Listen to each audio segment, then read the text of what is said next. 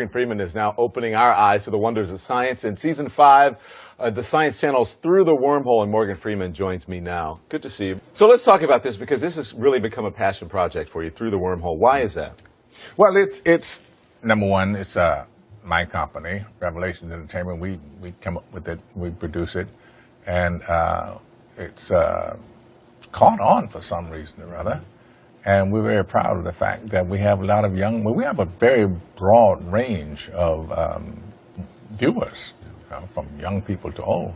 Well, it's very mystical, and it opens your mind about the universe. And if you have a different concept of what a higher power is, this show takes you there in a non-preachy way. Yeah, no, because we really don't set ourselves up to preach. We just ask the questions. That was one of our mantras. Ask questions. And you're also very provocative, because this is Season 5 now, and the first episode asks a question that I think is very provocative. You say, is poverty genetic? Let's take a look. Pharaohs, kings, great industrialists, and CEOs.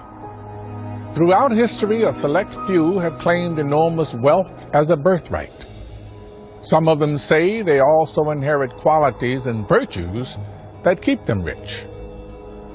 Could the chasm that separates rich and poor really be the result of our DNA? Scientists are trying to discover if there is a biological reason the rich stay rich, and whether equality and prosperity for all contradict the laws of nature.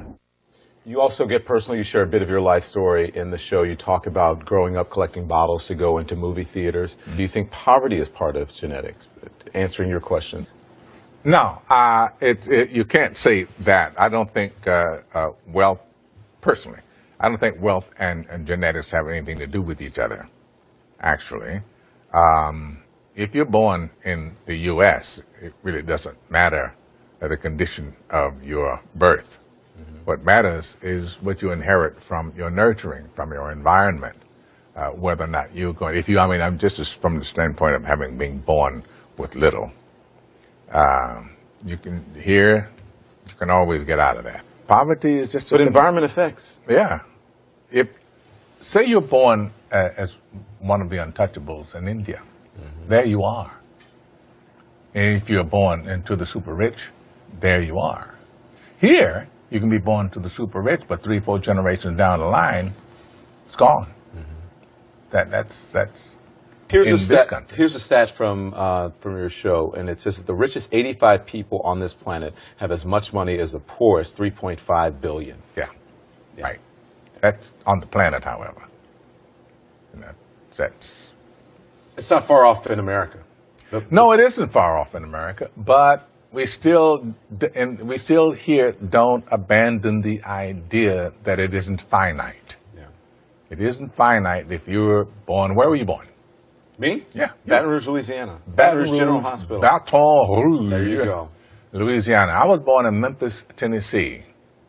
I had a long haul from where I came from to here, but here we are. Right. So proof of the pudding is in the eating, and here we sit at the dining table. But it's hard to, when you say that to some people, because they say, oh, there you go with a pull yourself up by the bootstraps thing, and, you're just being respectable. Not everybody can do that. Well, everybody can. Everybody doesn't. Courage is the key to life itself. There are a lot of people who are born in situations where they say, well, I'll never get out of this. So they won't. I say to people who say, well, I would like to have done so and so and so. So, well, you could have done it. So, well, I couldn't get out of here. Man, the bus runs every day. You're exactly right. Yeah. If you can conceive it in your mind. If you can think of it, you can do it. That's the human condition. If we can imagine it, we can do it. Right.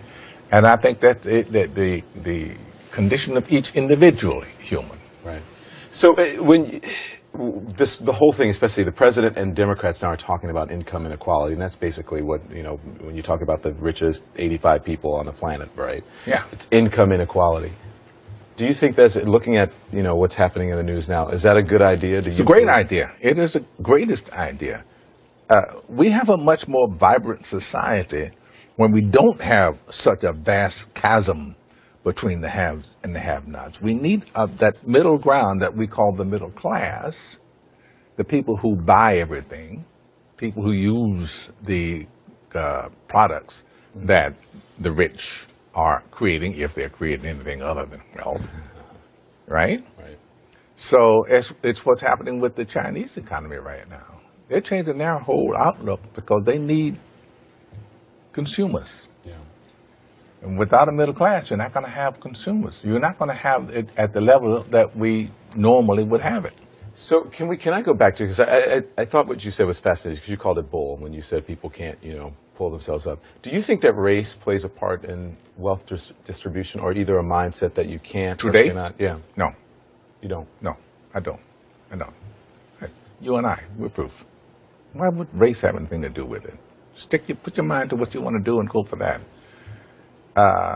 It's kind of like religion to me. It's a good excuse for not getting there. Yeah. I said, and it's probably get me in trouble, but I said to some of my colleagues recently, so I know that it's an issue, but it seems like every single day on television I'm talking about race, and it's because of the news cycle, it's in the news, but sometimes I get so tired of talking about it, I want to just go, this is over, can we move on? And if you talk about it, it exists. Right. Yeah. It's not like it exists and we refuse to talk about it, but making it a bigger issue than it needs to be is the problem we have. So I understand you recently had a birthday. You're 27? No. Got that all 37. 37. Yeah. We have a little surprise for you. Can we get it? There you go. Oh, no. That's more like it. Happy birthday, sir. Thank you, Don. Thank you for joining us here. Oh, it's a pleasure to be here. We appreciate you. So.